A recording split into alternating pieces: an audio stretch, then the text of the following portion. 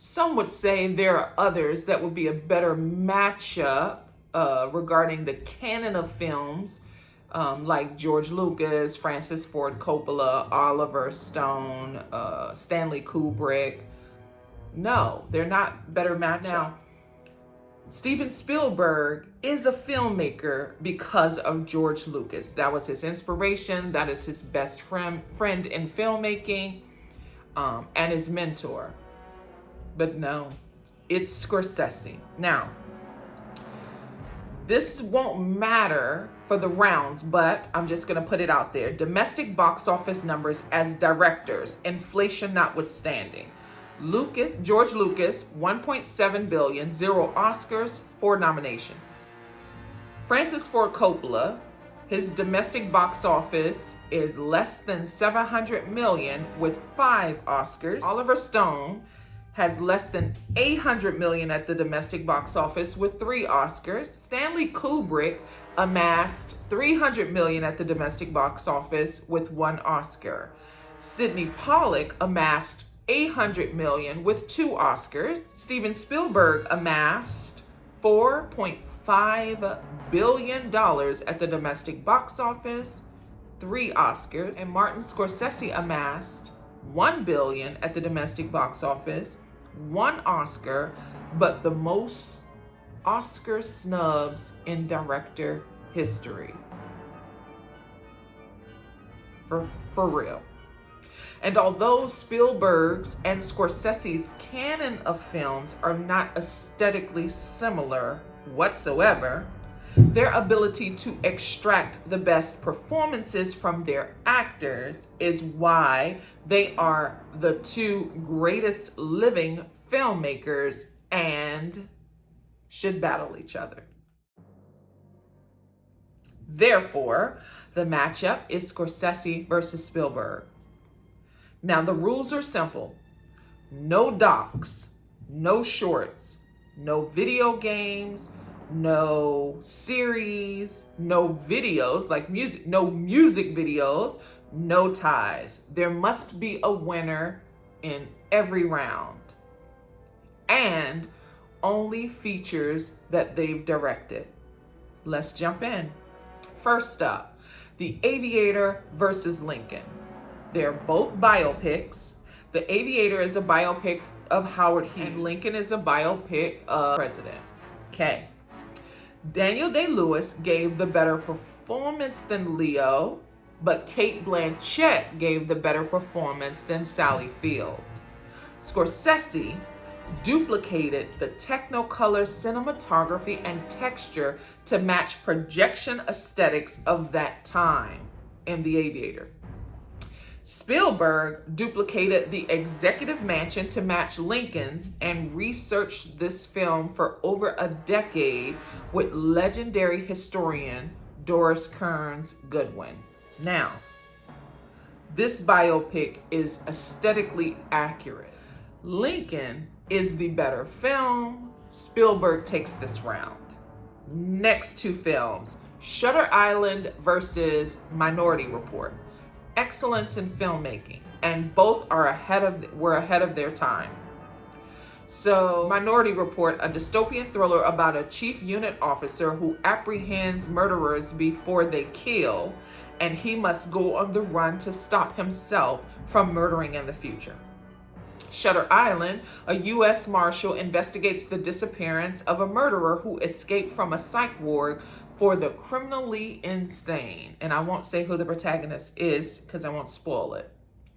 Both directors extracted the best performances of their leads. This is a great performance by Leo DiCaprio in Shutter Island and a fantastic performance from Tom Cruise in Minority Report. Scorsese had $80 million budget. Spielberg had a $102 million budget. But Shutter Island gets the edge. So Martin Scorsese takes this round. The next 2 films, The Departed versus Saving Private Ryan.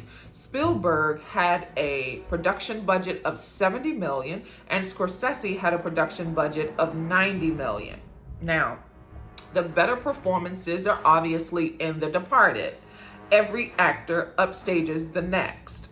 Farmiga, Nicholson, DiCaprio, Damon, Baldwin, Wahlberg, all fantastic in The Departed. Spielberg gets the edge for directing one of the greatest war dramas ever.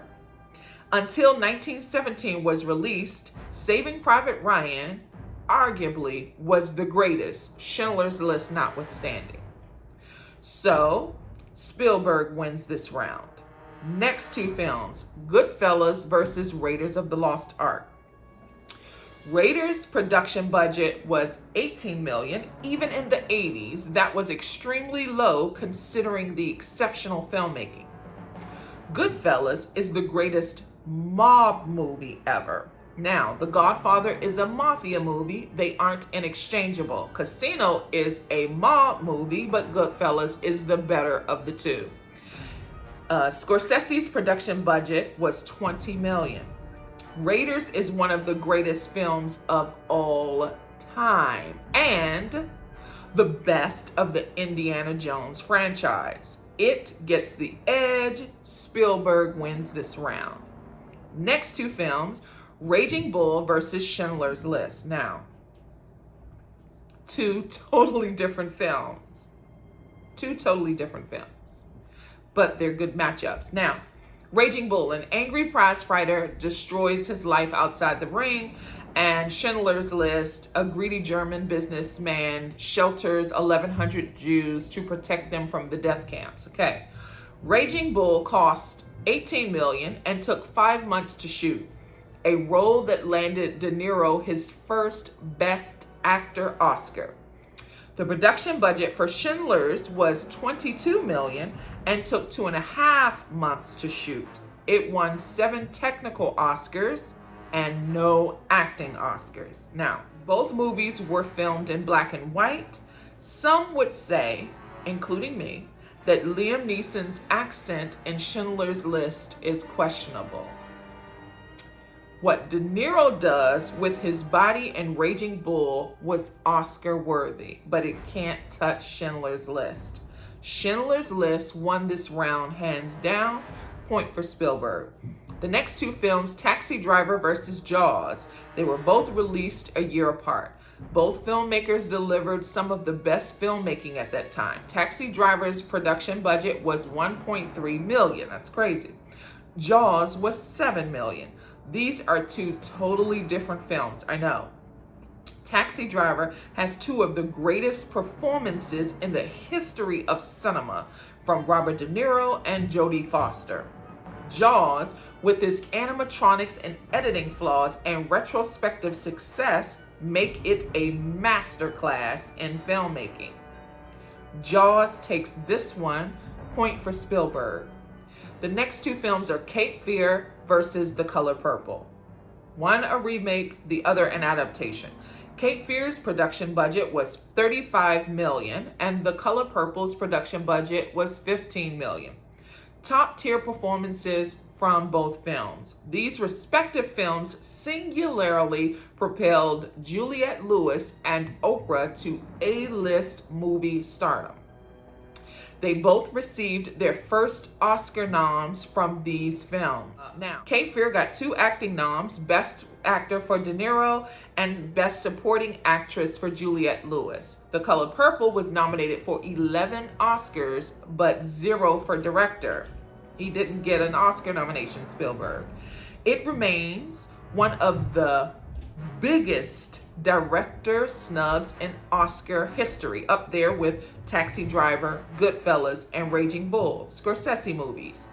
Spielberg deserved the directing Oscar for The Color Purple. That year, Sidney Pollack won for Out of Africa, I believe. Steven Spielberg directed an all-black cast and captured the pure essence of Alice Walker's novel. Spielberg wins this round, point for Spielberg. The next two films are Casino versus E.T. Casino's production budget was $52 million. E.T.'s production budget was only $10 million. These are two totally different films. I know, I'm not trolling.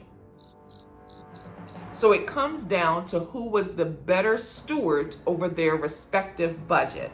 Scorsese extracted the better performances from his actors. Everyone was powerful. Spielberg extracted the best performances out of kids, while Scorsese directed Oscar caliber thespians, all of whom didn't necessarily need directing. Let's be honest. Therefore, E.T. wins over Casino. Next two films, Gangs of New York versus Jurassic Park. Both are adaptations. Gangs had a production budget of $100 million, and it was deserved. Jurassic's budget was $60 million. It grossed $1 billion worldwide and $400 million domestically. Crazy. You can clearly see that Spielberg was redeemed in animatronics and CGI. He got better since his Jaws days. But the acting in Gangs of New York is undeniable. The film didn't profit and barely recouped, but the score, the cinematography, everything about that film was fantastic. Gangs of New York gets the edge. Point for Scorsese. And the last two films, The Wolf of Wall Street versus Catch Me If You Can. Now, Wolf had a production budget of $100 million. Catch Me If You Can had half of that. Wolf barely recouped. That's surprising. That's crazy. Catch quadrupled its revenue. Both of these films are exceptional in their own right, so it boils down to Leo versus Leo. Two of his best performances. We can all agree. Both deserved Oscars for Leo. Leo deserved Oscars for both of these performances. Now, Wolf got 5 Oscar nominations and no wins. Catch got 2 Oscar noms, no wins, and no nominations for Leo. Crazy. So who directed the better performance, Scorsese or Spielberg? There can be no ties. There must be a winner. So the edge goes to Scorsese, who extracted the best performance of Leo's career. Better than the revenue. So that's 6-4 Spielberg. In a battle of Scorsese versus Spielberg, Spielberg wins. Till next time, peace.